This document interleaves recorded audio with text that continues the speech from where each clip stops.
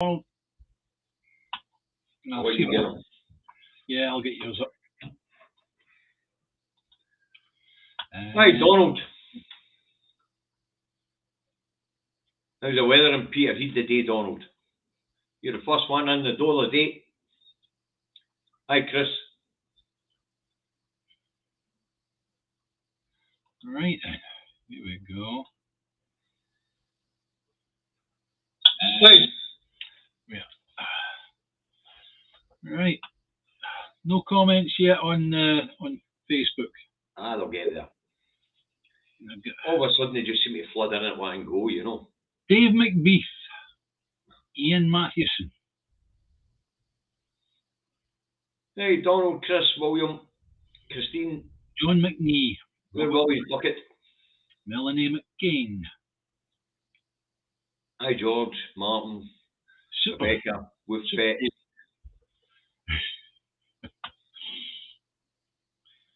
Jed Hefferman. Doug Copley, hi Doug. Stephen McNeil, Kirsty Falls, Jack Cunningham, Mags McLachlan, Norrie Webster, Duncan Baxter, Colin Lees. That's right, we're up at 74, so let's get this programme underway. Right. So, today, David, we're going to start off the Topical Chat show by talking about Biden's visit to Ireland to celebrate the 25th anniversary of the Good Friday Agreement. Have you been watching it? Well, yes, I've been watching it, and I watched his speech yesterday, and I saw the guard at the front of the Parliament building, the President's building in Ireland this morning, and a nice building. And to be honest with you, I've never seen the President of Southern Ireland before. I've never actually seen him on TV. Oh, Mr. Higgins, President Higgins. Yeah, President, and you know, my goodness me, he just, with all due respect to the man, right? He doesn't look how you expect a country's president to look, right? No, he looks like an ordinary wee guy you'd see in the pub, you know, a wee old man you'd see in the pub. Yeah, I'm the president of Ireland. But I thought yesterday was rather telling. You know, Biden, in his usual way, he's a permanent chuckle. If you watch him doing his speeches, he's a permanent chuckle, right? And he stood there and he said, "Look," he said, "you know, I believe that you should have a working parliament in Northern Ireland. You know, to get on. You know, this country needs to go on. It needs to be stable and all the rest of it. So a working parliament, you know, sharing of responsibility, sharing of power, right?" And then the Sky brought up the wee fella for the DUP, and they asked him what Biden had been saying and all the rest of it, and he never mentioned anything about power sharing. He just said, "Oh well, the only thing that Biden said was, or acknowledged, was our part in building America." What was interesting about the commentary that was coming out of Northern Ireland yesterday, some of the more extremists on the unionist side were saying that Biden's anti-British, pro-Irish. You know. To be honest with you, I wouldn't be surprised. No, never that. I wouldn't be surprised at all.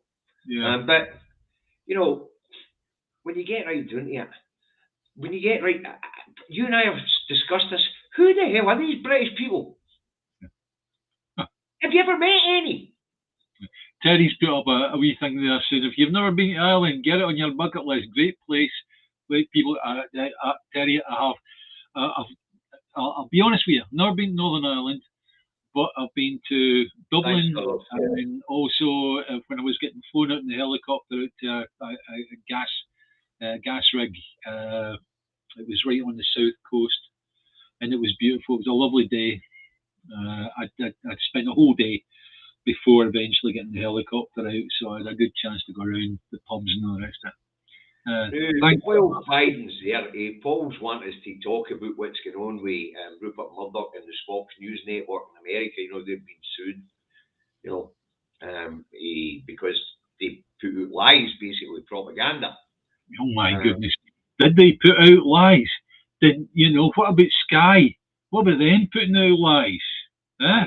As I say, what this boy's saying is if he's found guilty in America, he could well be finished, you know. Yeah.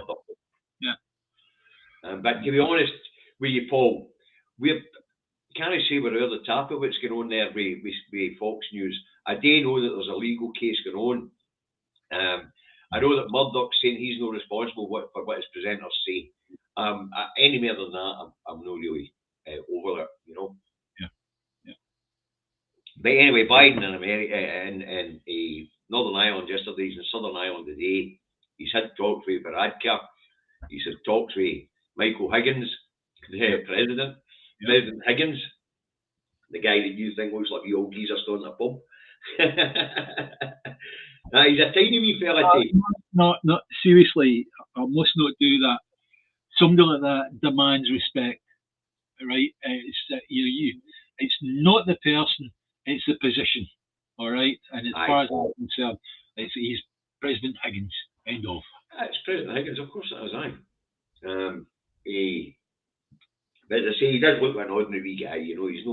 He doesn't look like your average statesman, if you know. Yeah, but at the same time, it's like he doesn't go around doing what who was that guy in America? Trump, did they call him?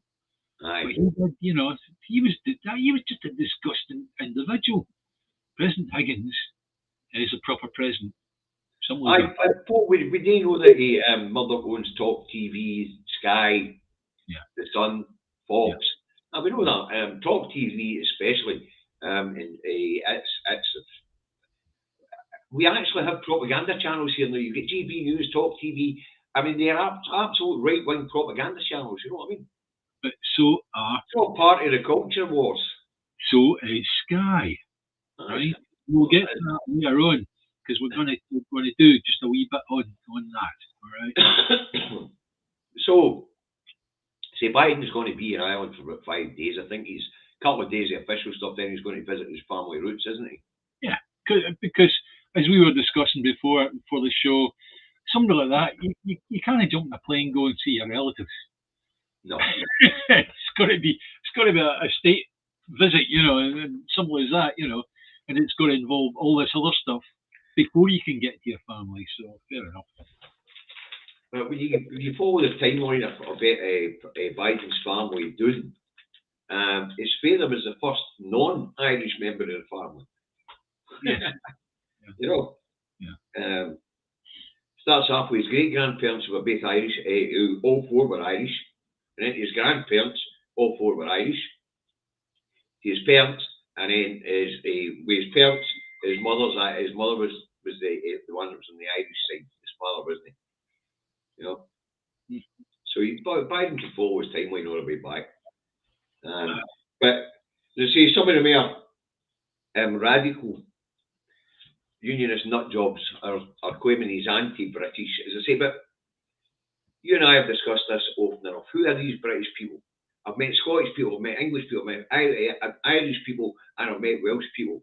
I've never met any British people. No, it's in actual fact, I've had people say to me, we're British.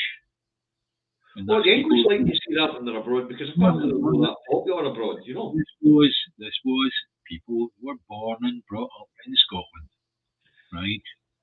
And I just said, that's disgusting. You're Scottish, you're born Scottish, you're a Scotsman. You know, you're not British. We live on a set of islands called the British Islands, right? No, actually, that's another made-up construct. David, it comes back from Roman times, all right? That's right, and it only applied to England. It No, was Britain Minor. Yeah. That's what it was called because Big Brittany was in France. Yeah, but it applied to the whole of the islands. It did not. Not the Hadrian's Wall was Caledonia. So somebody that was, you know. In fact, the idea of Britishness was created when our king went down to take their throne. All right, okay. It's an argument we can save for another day. I still haven't met any British people. Never met any British people. Well, I've met people that have described themselves as British, and I think personally, Generally, the only time I ever met somebody describe themselves as British was English people abroad because they know how to say they're English. Yeah. Well, no, you can find them in Scotland. They do exist. I'm sure there is a few nut jobs kicking around. Anyway, right. Right, let's move on, shall we? So Biden's went earlier and told him get back into power, sharing if he's won. I can't force it. You know what I mean? Let's move on to Boomer. Yes. Announcing yesterday that he won't go to court with the Gender Recognition Reform Bill Scotland Act. I think it's got to be done, but I feel that there's perhaps a better way of going about this in the redemption, the take back a bottle and get money for it, right? Whatever. Deposit return scheme you're talking about. Yeah, the deposit return scheme. It hasn't been blocked yet. It hasn't been knocked out by the UK. But I think if we made a big enough thing of it, they would literally take the legs out from under it. And at that point, it becomes easy to then say, we're doing it anyway. Aye. Whereas the gender reform bill, that's that you and I can't go about going, well, we're doing it anyway. Yeah? Because yeah. So democracy demands that this case goes to court, David. Oh yes, I agree. But I just feel that there's an extra step that we could be taking that would be more powerful, and that is where the deposit return scheme, that's right, and it's up to Lorna Slater to tell us, Jack, I don't give a fuck what you're saying, we're going to introduce it anyway. I mean, there's another stage we could go to. We could actually pass a bill saying that we're going to get rid of big ears as the King of Scots, right?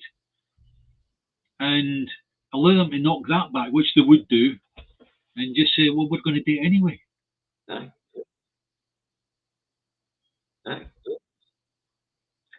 You take him in court for failing his constitutional duties to Scotland. Yes.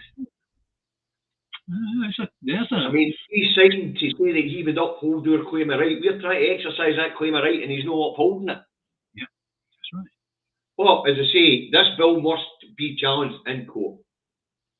Yes, I agree. It's going to happen because at a point when he did say that, he actually mentioned that in the election. So therefore, it's almost like an election mandate. He has really, really got to do it. End of, you know. Let's look at the end of the comments, see what's coming up. It's talking about the Hibernia, right across the British Isles at one point, no doubt. I dare say other people go with certain things. But no, this bill must be challenged, folks. Now, whether you're a fan of the Gender Reform Act or no, or the Gender Reform Bill, it has to be challenged. It was passed by our parliamentarians. It's within the competence of the Scottish Parliament. And another thing is, the First Minister has to represent everybody, and that includes transgender people. And it's there to protect their rights. You know. But, as I say, democracy demands that this bill, that we challenge this Section 35. We know because of the internal market bill, they're going to write roughshod where anything the Scottish Parliament does. You know, they'll find some excuse or another. Section 35 orders are going to be getting handed out like sweeties. That's because Black said to us in 2014 they're going to strip that Parliament of all powers to it's nothing more but a talking shop, declare devolution, a failed experiment, and shut down Scottish democracy. And that is the point where we've got to have something where we just say we're going to do it anyway. End of. And John says it's taken it to the Court of Session rather than the Supreme Court. Oh. I'll end up the Supreme Court. It'll just take a bit longer to get there. Yeah. But as I say, democracy demands that the Section 35 is challenged. It cannot go unchallenged. Because let this one slide, the next one, the next one, the next one. You set a precedence, and the precedence here being set is, hey, if it's within the competence of Scottish Parliament, and this is, get your nose out. Oh, there is the French solution.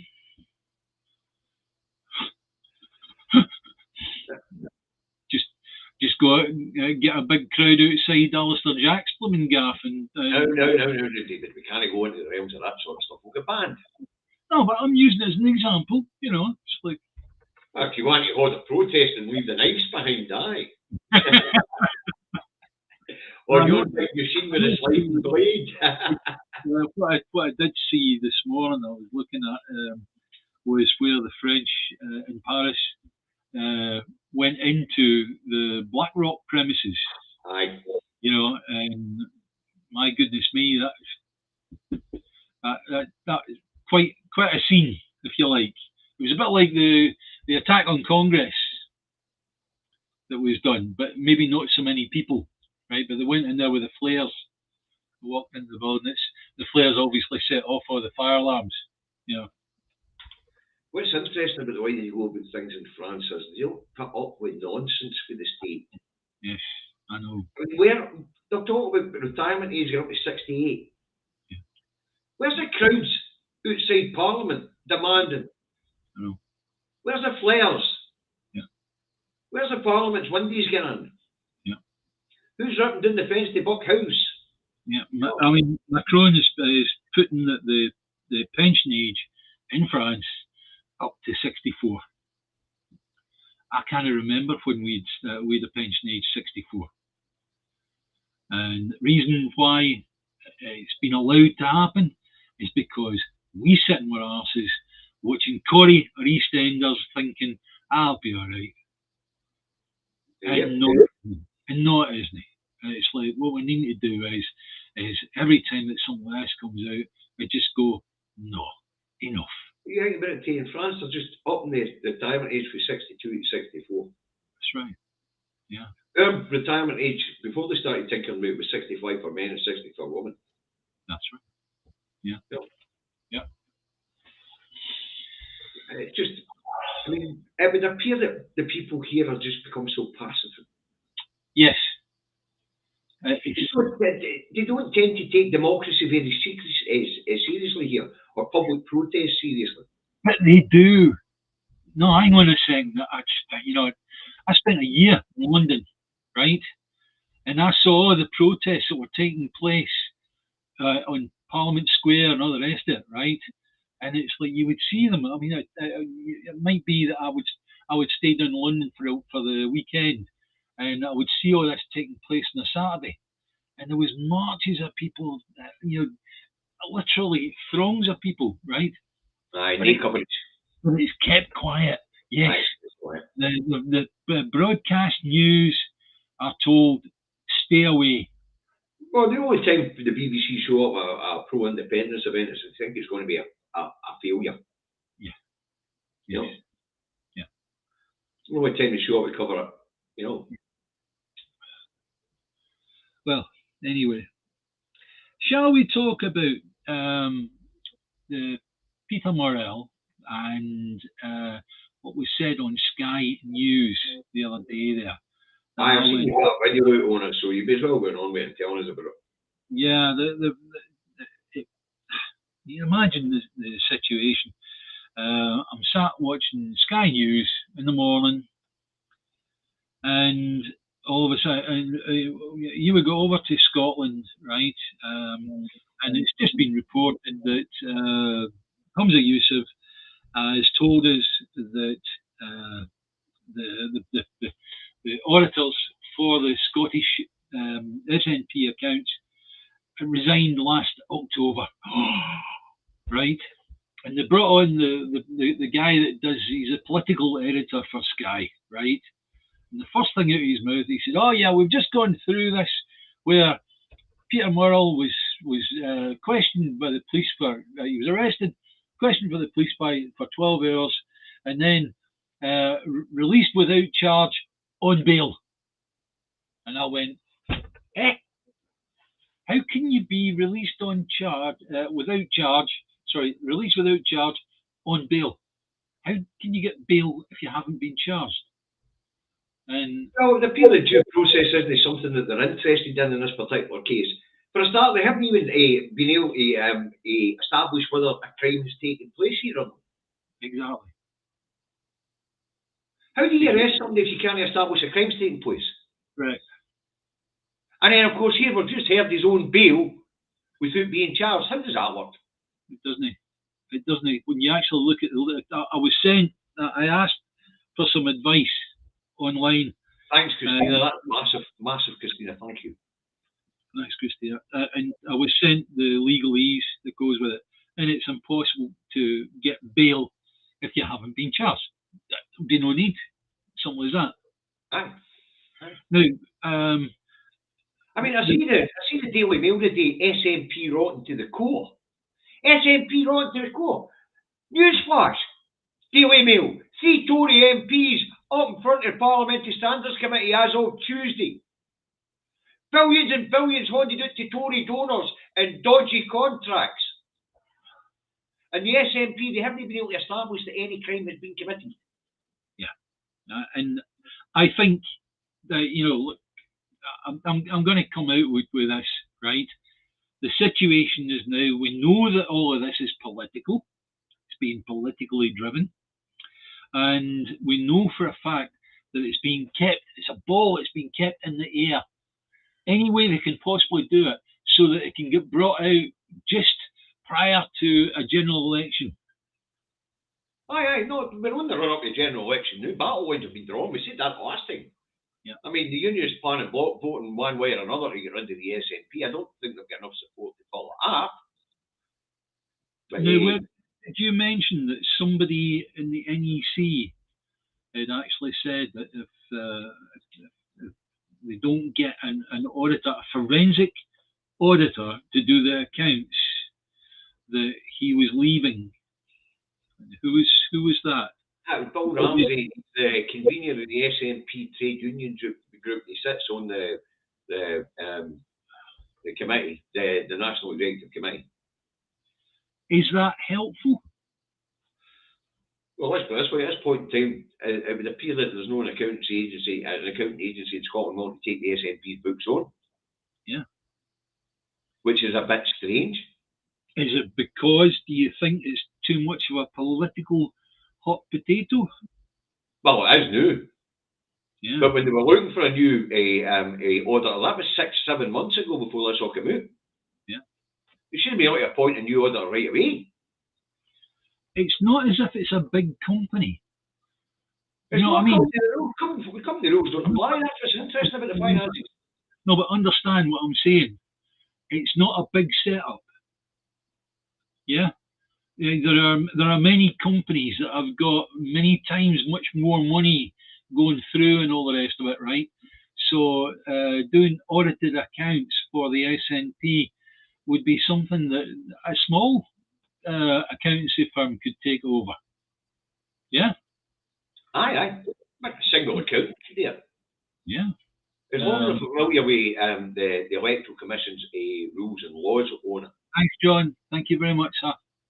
Now, there was a post up on my timeline about how political parties have to declare their incomes and their expenditure and revenues, and they only have to actually submit the working capital they're working with. Yeah. Any other funds for any other purpose don't have to be declared. So, all right. When did the words, or when did the phrase ring fenced first get used?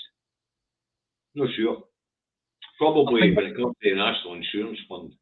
Yeah, I think that is something that we should be looking at and we should be investigating, because at the end of the day, this is turning out like it's a once in a generation statement that's been blooming battered up against us all the time. And I assure you, the people who are in our family that are keeping on pushing this, you're doing wrong, guys. You are destroying the vehicle. The Yes family, the Yes movement will manage to continue at 50% or thereabouts. But I tell you what, you're going to need a vehicle to take you to independence, and it ain't going to happen. If you destroy the SNP, if you manage to destroy the SNP, I don't think you can, but still enough, if you manage to destroy the SNP, that's it. Independence is gone. For 30 years, at least, to build a new movement, the younger generation. That's right. And a political party with enough a momentum comes to the fore. Yeah, that's right. You know. Yeah. So it really is a trying time for us all. Yeah. But if we don't get behind the SNP this next election, as we said last time, and the SNP go backwards, then you can better or less take it off the cards. Simple as that. And that'll be, as I said last week, that'll be your and my last campaign. Yeah. This general election, if we go backwards. Yeah. I'll take up fishing. Well, I don't know what fishing. I'll take up something, but I'll not be fishing. I'll be taking up golf. I hate golf. Tried it. Ruins a fucking good walk. Tried it. I've actually ran a tournament for company, right? But and I actually took tuition on how to hit this wee ball, you know, and I assure you, it is, in the English phrase, savage amusement. Yeah. It's more difficult than it looks, that's for sure. Well, Robin Williams did it right when he actually did the comedy sketch on it. You know, it's like, oh, I thought of this new game, right? And he's going to take a ball and put it in a hole, right? And his friend goes, "What, a big ball? No, a wee ball." And is a hole like a mile wide? No, it's a wee tiny hole, and it'll be hundreds of yards away. Oh, that was funny. Anyway. Oh, Ali, bloody hell, man. Right. How's the finger? Aye, how is the finger? I'm just trying to bring up I'm just trying to find that bit on the electoral law, on how parties have to submit their accounts and what has to be covered in their accounts. It's on my timeline somewhere a couple of weeks ago. Yeah. But it's taking me forever to find it. No, I'm actually going to take a note of this about the ring fenced. I do need to look this up and find out. I'll just put ring fenced.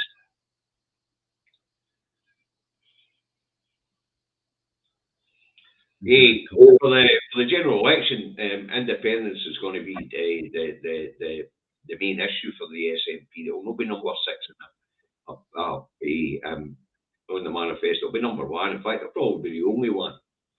I represent that will be vote for us, and then we'll have a Scottish election to ratify the outcome.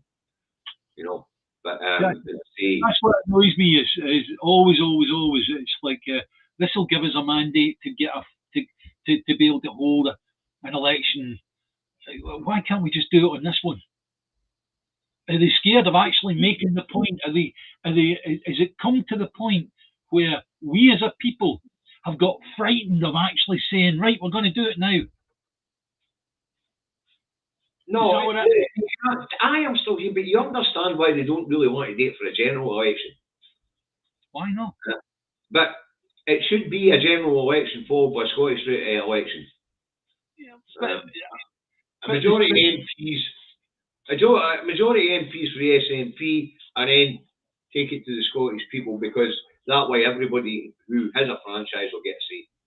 But the majority of the Scottish MPs, that is the Scottish Parliament. This thing that we've got in Holyrood is a devolved Parliament. It's where power has been devolved from Westminster, right? Yes. If you go with the idea that the Scottish MPs down in the House of Commons are actually our real Parliament, Scottish Parliament, right? Then there's 2 parliaments there, as we know. Yeah. Okay. So therefore, having a Westminster election used as a plebiscite, so long as the maximum, we have the majority of Scottish MPs are pro-independence, then that's it. The job is done. At that point, the Prime Minister is told, that's it, we're independent, we want to start negotiations. And we call on the international community to recognise us as a free, independent nation. Aye. The idea of having a Westminster plebiscite, and then running a Scottish election as a plebiscite is, to my way of thinking, why are we doing it twice? Why on earth are we doing it twice? I think the idea is to reinforce the first vote. That way there's less argument about it. Nice. Because they did say they won't. They did say they wouldn't recognise a. I don't care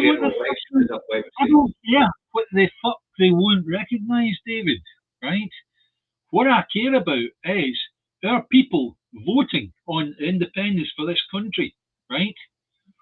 Because otherwise it ain't going to happen.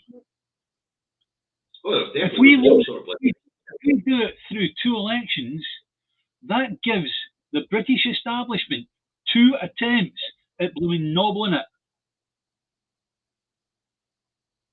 Well, let's put it this way, if we can get a majority in the Westminster election, that should be enough. That's what Thatcher said. Yeah, of course it is. Thanks for send the majority of pro-independence MPs to this place in Scotland's independence. So that's what we should do.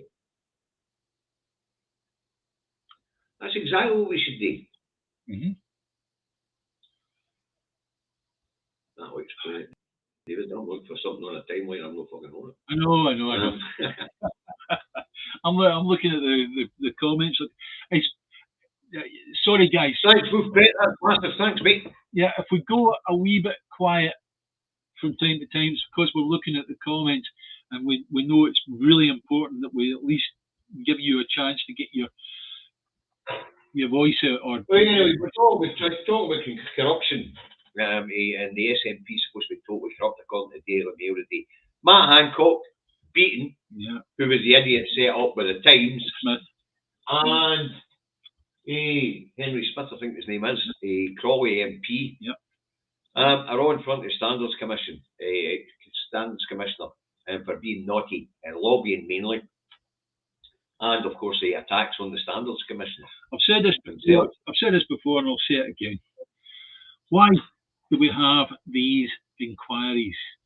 The inquiries are only to let the steam out.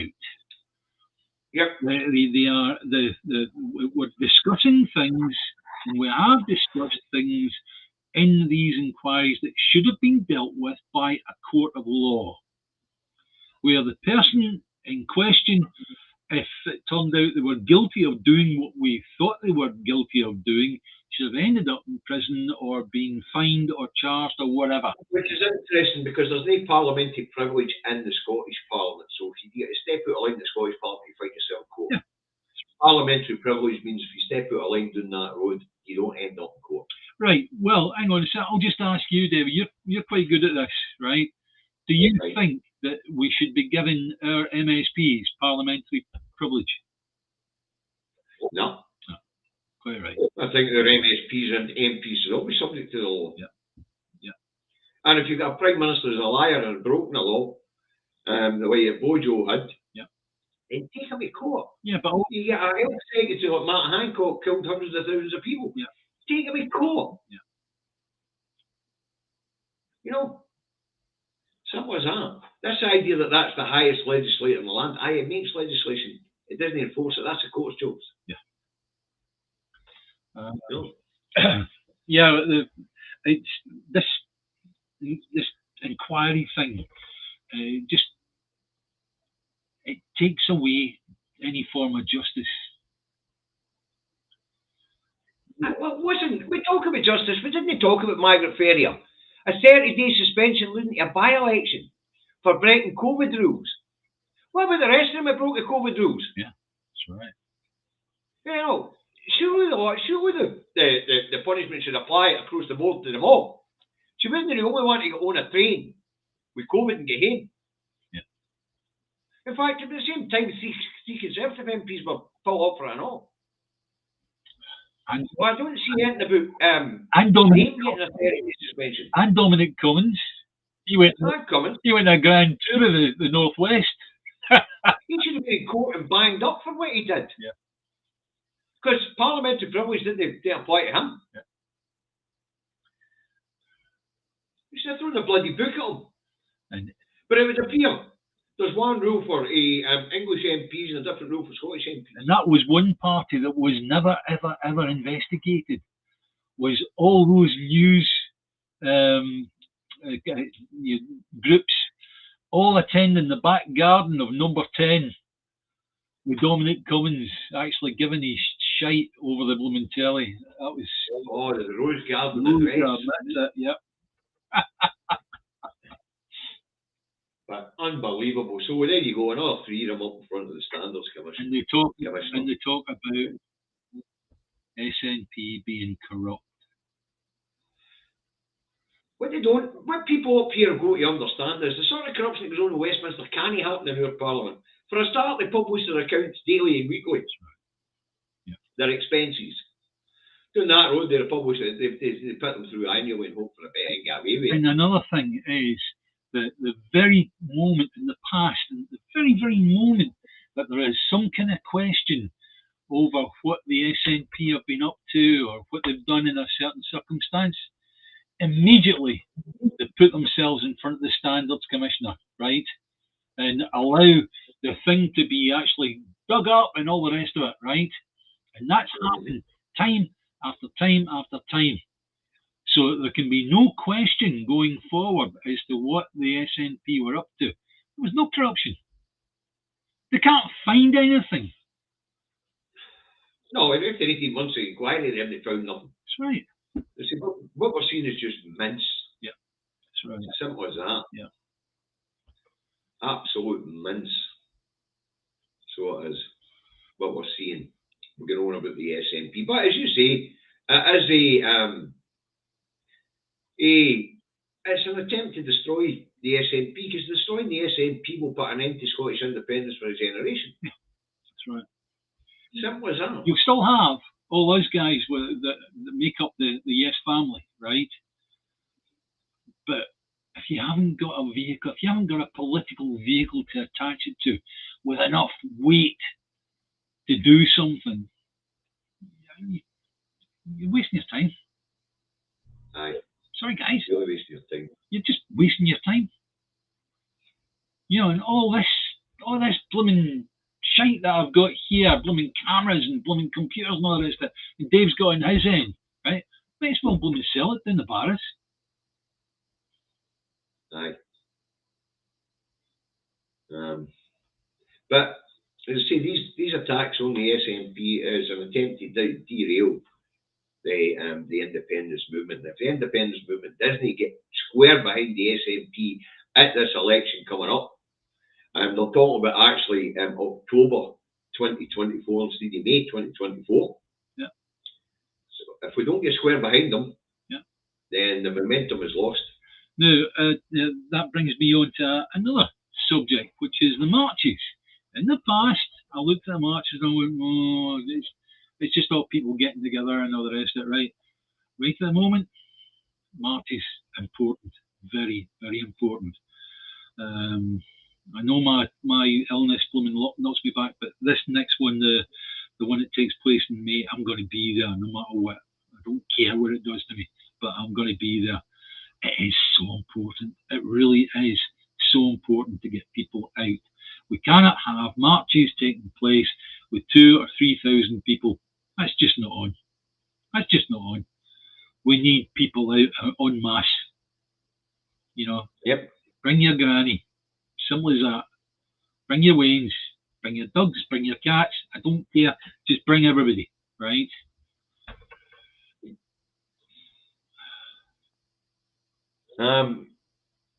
So I was looking for this financial statement they own the SNP and missing money that isn't missing, and summary of the audit. Right. Summary of the audit looked at the figures and concluded nothing untoward. They also looked at the allegations of missing money and concluded there was nothing untoward. They looked if there were any breaches of laws and they found there weren't. They looked if they complied with the rules for accounting and political parties and they found that they did comply. They gave their reasonings. They signed off the accounts as accurate and complete. Missing 600,000 that isn't missing by Alistair S. Stevens. Follow the Money, episode 3. It's a fairly long episode, but it gets down to the Electoral Commission, independently audited the books and passed them for the 2020 financial services. And it all passed under the Topical Parties Election and Referenda Act 2000, which requires Electoral Commission to make provisions about the registration and finances of political parties, to make provisions about donations and expenditure for political purposes, and to make provision about elections and referenda campaigns and conducting of referenda, to make the provision about election petitions and other legal proceedings in connection with elections. The SNP accounts points this out. Notes to the financial system for the year ending 30th December 2020, which is the year in question. A general information on basis of preparation. The Scottish National Party is not incorporated in law and thus not bound by Companies Act 2006. The party is a political party and is required to prepare financial statements in accordance with the Political Parties Elections and Referenda Act, PPERA. The address of the party is Alarm House in Edinburgh, which brings us back to the police going into Alarm House in Edinburgh, the SNP HQ. You know, I was watching that coverage. I never seen them take a single computer out of the place. Anybody know what they took out of the place? The majority of what they wanted was in the digital domain. You know, that's right. You know, if you're talking about a company, right? If they came in to take mine, they would want my articles of and memorandums of association, right? Which is basically a set of rules that you set up the company under. And I would imagine, being a political party, that would be similar, right? Okay. But other than that, I can't figure what you would have that would be physical paper. You know what I mean? It's to do. Yeah, but I didn't see them always take a single computer at the place. I haven't heard any reports that hadn't been taken from the place. Yeah. No, well, you know, what we're going to do about it is maybe the. And of course, you know, let's move on to the discussion between the UK government and the Scottish Parliament about Scottish elected officials and their international visits. It would appear that the UK government, for the first time ever, is going to send a representative to shadow Angus Robertson at Tartan Week. Yeah. The UK government's never attended Tartan Week. Yeah. Never. They're showing no interest in it. The UK government actually have been undermining Scotland for that long that our products and things like that are not actually well served by the embassy network. That's why the Scottish government had to set up a network of 76, I think it is, 79 trade enclaves, as they call them, because they're not allowed to call them embassies. We do have a network of something that resembles embassies. They're not allowed to be called embassies. And that's because the UK embassies are no facilitating Scottish companies and Scottish products to promote them abroad. Yeah. But it would appear that John Lamont, a junior Scottish Office Minister, will be attending Tartan Week to keep an eye on Angus Robertson to make sure he doesn't bring up independence. Apparently, Scottish ministers, when they go abroad, are forbidden by the British government, because it's a reserved matter, to speak about independence. They can only reply if they're asked about it. Okay, all right. Let's look at this practically, right? Let's say I was going across to meet with, I don't know, somebody in the Netherlands, for example, right? What I would do is I would get somebody to make contact with a person I was meeting in the Netherlands, and an email or a WhatsApp connection would say, "Don't forget to ask me about Scottish independence." Or don't forget to ask them about Scottish independence, because you're certainly not going to do that yourself, because that would take as evidence that you were Correct. Correct. Undermining the British state when it comes to the Constitution. Yeah. So therefore, it's a load of bollocks. It really is, honestly, right? I'm sure Angus has got the intelligence to be able to deal with that properly. And aye. And he will have prearranged for questions. Well, you've seen him in the select committee doing that road when he was challenging them on promoting Scotland and things like that. Yeah. And where Dougie Ross tried to get into him about talking about Scottish independence, he went on official duties. Yeah. Yeah. And Angus said to him, "Hold on a minute, the Prime Minister of Iceland brought it up, a woman. Yeah. It's a female Prime Minister of Iceland, I didn't correct myself. He said to Doug, she brought it up, what am I supposed to do? Don't talk about it." Yeah. And well, apparently the answer to that is that he's not supposed to talk about it. It's not the place of the people of Scotland to talk about Scottish independence. It's not the place of Scottish ministers well abroad to talk about independence, apparently. Apparently, we're not supposed to talk about it. The Constitution is reserved. Well, get back to running schools and hospitals is their war crime. Yeah. Well, we're getting to a pretty sticky point where we're just going to have to go, right, or and do it anyway. I mean, this John Lamont, if he started talking to the president, what would actually be the consequence there, Dave? What do you see as being the consequence? Well, if Angus Robertson was talking to the president about independence? Yeah. I have absolutely no idea what the real consequences would be. At the end of the day, it's like, okay, I would imagine they've got like security around about. Is John Lamont going to blooming get Angus Robertson blooming hauled away? No, apparently, actually, he's not going to cross paths from him. He's going to stay out as far away from him as possible. Yeah. Which defeats the purpose. Yeah. But this posturing on the international stage like that, you're not allowed to talk to Scotland about Scottish independence. How do you think that plays out in the world stage? Yeah. I mean, do these people not realise how stupid they're making themselves look? Yeah. So we, the Scots, are not allowed to talk about what we would like to do or we're in futures, apparently. We, the Scots, are not allowed to ask ourselves a bloody question. Yes. No, absolutely mental. But I mean, the idea we know that when they travel abroad, Scottish ministers are generally have an embassy official with them. But now apparently these embassy officials are going to be able to tell them what they can and can't talk about. Mm-hmm. Yeah. So it's lunacy. This is getting to the point where we can't say we're a colony now. They're dictating what we can and can't talk about. Our ministers, what they can and can't talk about. That's just nuts. Talking about squashing freedom of speech in the colony. I wonder if we're doing the same with the Welsh government officials if they go abroad. I wouldn't be. I wonder if we're doing the same with Sinn Féin when they're travelling abroad representing Northern Ireland. No, because they plant bombs, don't they? It's not an option we want to take up, David. Correct. It's not an option we ever wanted to. But at the same time, our ministers are not allowed to talk about our future with international colleagues. Yeah.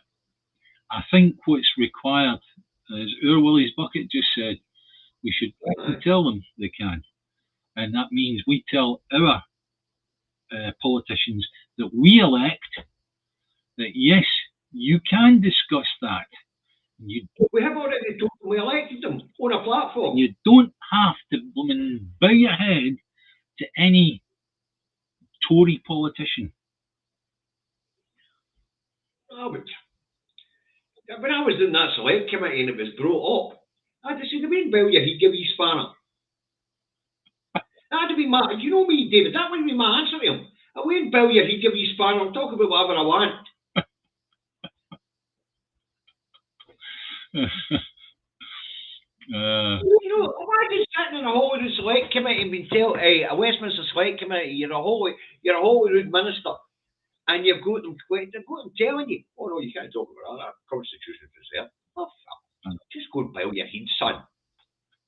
Anywhere your nonsense, or pull your pants up out of your head and bounce you in the street. It's like the wee sign you see on a lawn, don't walk on the grass. Well, if you've got to be diagonally is your place you've got to go to, you'll walk in the grass. You've got to be there. Me a Christian in England, they said, Fishy Rishi has no authority over me or any other English person. Well, it appears he seems to think he has over us, and we didn't bloody well elect him. The people in England elected him. But apparently he feels that the establishment in Westminster can tell us what we can and can't talk about. If we're a public official visiting another land. Yeah, but nobody elected him. No, nobody elected Rishi, you're right. Yeah. So, and the fact that they've deviated from the 2019 manifesto that they won the election on should see them actually removed from government. That's right. Because, as we've stated in this programme, if Humza tries to deviate from the manifesto pledges, except for the independence one, because it's a sticky wicket, any of the rest of them, then he'll get his, stern talking to by me. Yeah. You know. Tories don't get tasered. That's a nice title, mate. But no, imagine telling people, imagine telling Scottish public officials, when you're abroad, you're not allowed to talk about Scottish independence.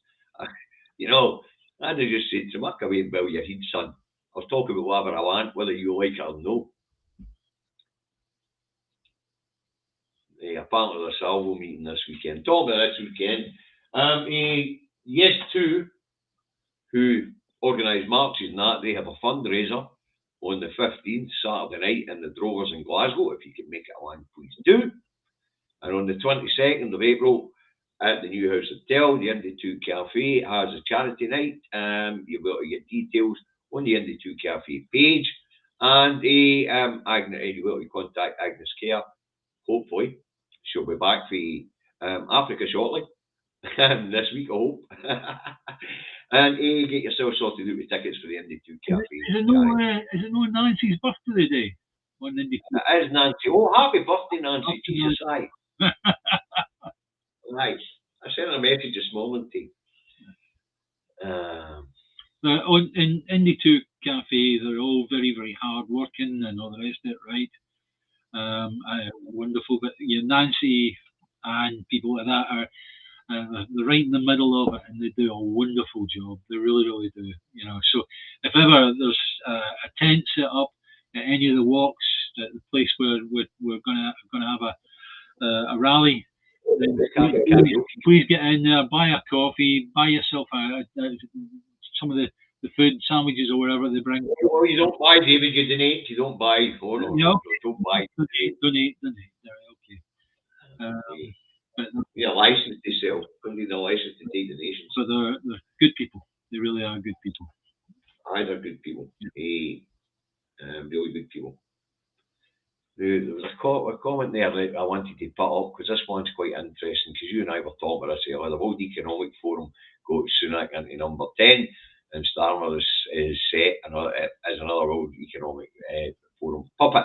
And the reason why David and I were talking about that earlier was because of the BRICS and their new and the Shanghai Cooperation Organization, basically a trading bloc, who have ditched the dollar and are going to trade with each other in their own currencies, the way things were done before the World Economic Forum and things like that. So it is building day by day. So the World Economic Forum's a picture of a new world order's just been turned on its head by a new world order. Dave and I were starting to get a bit annoyed about the new news and the new. It's like not new Labour anymore. It's but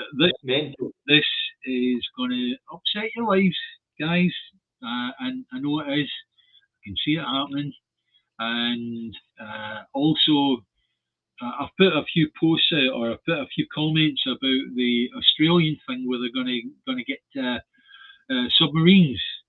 Now, the Australia counts China as being their #1 trading partner. So let's just consider that just for a moment. We've got China attacks Taiwan because Taiwan produced 90% of all the automotive chips, the ICs, right? Okay, and China want Taiwan just to supply them, right? Fine, that's okay. So China attacked Taiwan. America roll in with all their blooming aircraft carriers and all the rest of it, right?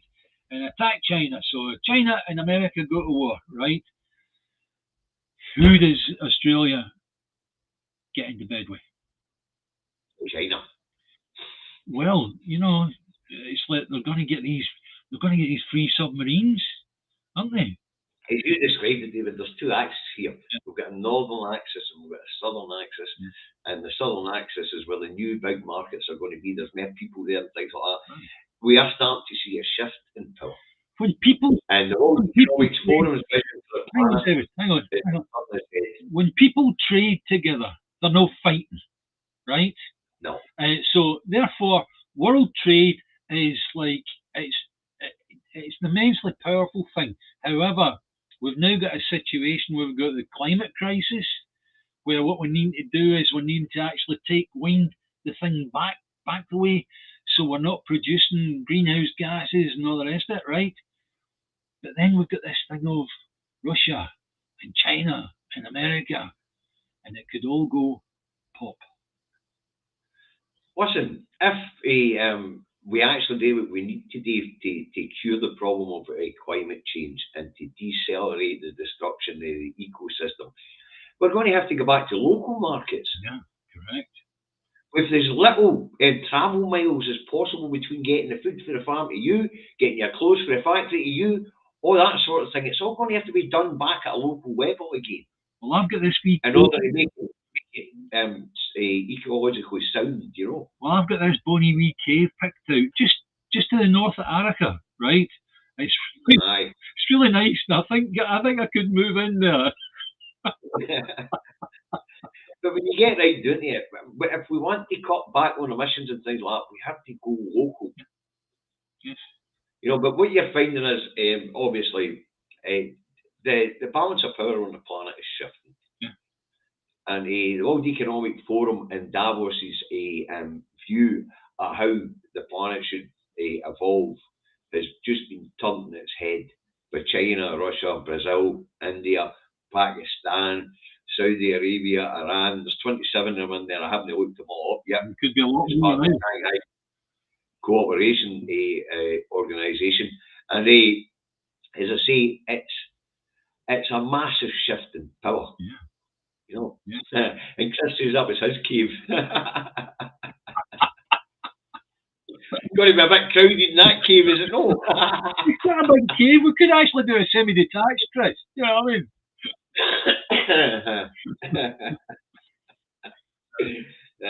So, I mean, what's going on out there at the moment is really, really interesting. And it looks as if we're going to have a south-north divide here. Yeah, well. Because I can see the Middle East gravitating towards the southeast, the east, and the far east.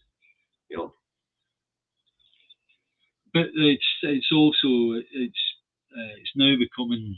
The select committee you want to look at for the Angus Robertson thing was the Constitutional Select Committee in Westminster. Somebody was asking me where it is. He wants to chop it. Yeah. You might actually find it on my timeline. I put it. It was funny. Yeah, the other thing that you want to be keeping an eye on is Israel. Israel are no longer going to get any money from America. They generally get 100 billion in weapons aid each year. They're not getting that. So at the moment, Israel are. Well, they haven't said they're not getting it yet, David. But obviously, if things go the way we think they'll go, then America's not going to be so flush. No, this was something that was intimated to them 2 years ago. Oh, was it? It's already been intimated to them. Yep. So we see a shift of power in the Middle East and the African nations towards the Far East. Yeah. you know, away from the West, if you like. And if you look at Iran, I think Iran and Hezbollah are the biggest enemy that Israel have got. Also Egypt as well. And I remember reading something about Egypt this morning. It's about to kick off. It really is. That's a good question, Stella. Who will the Americans invade next to try and stop the decline of the petrodollar? No, but listen, as I say, it's going to be an interesting few years, and it's going to hurt us all. Yeah. There's no doubt about it. Yeah. But it's going to hurt. But our main problem is we're tied to that share of blooming criminals down in London, right? And we need to get away from them. We need to get away from them. Simple as that. Otherwise, your Waynes are going to be fighting the American wars. Aye. Well, we were fighting the West wars anyway. Yeah. Israel's in salty bubble. Right. As I say, it's an interesting power shift, David. We didn't really want to get into the day, but it continues apace. It does continue apace. Geopolitics, as we both know, is one of the most complex things you will ever read up on. However, at the moment, you can actually see the thing taking track. If you look at the exchange rates for all the BRICS nations, as I did this morning, you'll notice that they're all down. They're not doing very, very well, including China, right? Yeah, man, it's Saudi and Iran are in talks now. Actually, a peace deal was signed a fortnight ago, 3 weeks ago in Ali. That's right. Now they're just talking about how they're going to do business. Yeah. But as I was saying, if you look at the exchange rate for other BRICS countries, they're all doing not good, not great, right? But it's the stuff that's actually happening. It's the fact that the President of Kenya stood up in the lectern and said to everybody, if you're holding American dollars, get rid of them because they're not going to be worth very much in a few weeks' time. And there's a lot of stuff going on out there. It's easy to see, actually, folks. Normally geopolitics is quite murky. Yeah. But this stuff is quite easy to see. You can see the shift of power. Yeah. You know, and the other thing about these countries that have decided to trade with each other, apart from being the biggest oil producers, they're also the manufacturing hubs of the world. It's where we outsourced all the hard work because we didn't want to do it with bloody selves. Yeah. You know? So all the factories and the industrial heartlands are all in these places so we can keep our green and pleasant lands and provide financial services. Funny that, when the money goes belly up, you don't need financial services. But that's the idea of the central bank digital currencies, but we'll leave that one and all. Yeah. Because guess what, David? We're over an hour. Oh, I was just getting into it. I just started to liven up there a wee bit, wasn't it? But what a week we've had. With the Home Office slapped by a Tory peer, Warsi, the very first Asian Tory peer, actually. Calling Braverman and Patel a pair of racists. I thought that was hilarious. Right, we'll get more Tories in front of the Standards Committee. We'll get the mainstream media going all out trying to destroy the SNP as they start putting on members again, and people are making donations left, right, and centre. And there's no crash in support for independence, and that's pissed them off. It's still sitting at 49-50%. However, we do need a vehicle. That's it. They're trying to destroy the bus. They realise that the Scottish people need a vehicle, so they're trying to destroy the bus. Yes. Because if they manage to destroy this bus, it's going to take us a few years to get Alexander's over there and Falkirk to build us a new one. I think the prediction by Stephen Kelly of the Alpha Party was 20 to 30 years to build a new bus. So that's what's going on, folks. And remember these 2 nights, the fundraiser for Yes To. Yes To, the campaign group who run the marches now with Gary Needed. They're also wanting to take on the Guinness World Record for the slosh. Right. Well, I can do the slosh. It's currently held by I believe it's a school here in Scotland. You know, but they're talking about having a crack at that and all, putting the fun back into the indie movement. Hey, they've got to get 600 or 700 people writing off because I think the world record at the moment sits about 596. But hey, it's just a bit of fun, isn't it? And these 2 nights will be fun, so if you can do, please. We could tie that in with a chain, couldn't we? We'd actually have the chain in Scotland. We could all be doing the slosh. There's where that, Anyway. That's a cracker. Hey, H here. Dave McGuinness, you were talking the other day about buying gold. Oh, I've seen on social media all week an ad for gold. You know, funny, that's the same with me, H. Oh dear, right, we better wind this one up. We'll be here on. Anyway, okay. All of you that have donated today, thank you very much. Ali, I'm still waiting to find out what the score is with your finger. No, they tell me his finger's healing fine. Did you miss the comment? I must have missed. I was looking at the Facebook one. Okay, that's fine. In fact, apparently his constitution's that good it's going to regenerate itself. That's coming, Ali. That is coming. That is going to happen. Looking at jellyfish DNA and all sorts to be able to regenerate things. So there you go. Oh, John, I don't want to get into the campaign bus at the SNP boat that's been seized by the police for an amount of money that's no missing as I've just read the bloody thing out. You want to know something? I don't get this about the blooming the bus that they're on about, right? So what? It's a camper van they're going to use for campaigning. Yeah, but it's a nice camper van. You might want to go and take it for a wee run. Oh, yeah, should they have spent that amount of money on it? Come on, they could have bought one for 26 grand. That's right, or $2,000. There's one selling for $2,000 down the road in Clydebank. Seriously, it's a bit rusty. Engine. A bit rusty for $2,000. It must be 40 bloody bits. See, when I went to the look at a camper van a couple of years back, it cost me my bloody house. Okay, let's wind this one up. Right, folks, once again, thanks very much for joining us. The audience figures have been fantastic. And we're getting the summaries and viewing figures are on the rise, so that's great. Thanks very much, everybody who watches. We hope we've entertained you today. We hope we've informed you today. As a topical chat show, we've covered a lot of subjects. All that's left to say is... Bye, Davey. Bye, Davey. Bye, guys. Bye, guys.